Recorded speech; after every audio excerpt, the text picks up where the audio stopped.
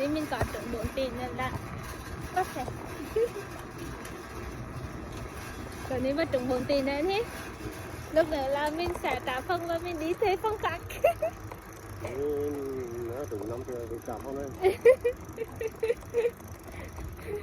lúc này là mình sẽ đi thuê khách sạn luôn chứ có như tiền ở địa đi du lịch luôn đấy quay nó được không ơi lúc này mình sẽ đi thuê khách sạn để đi du lịch luôn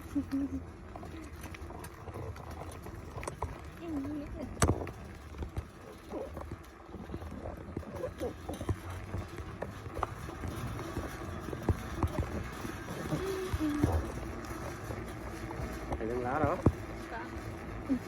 cái này chi đó đang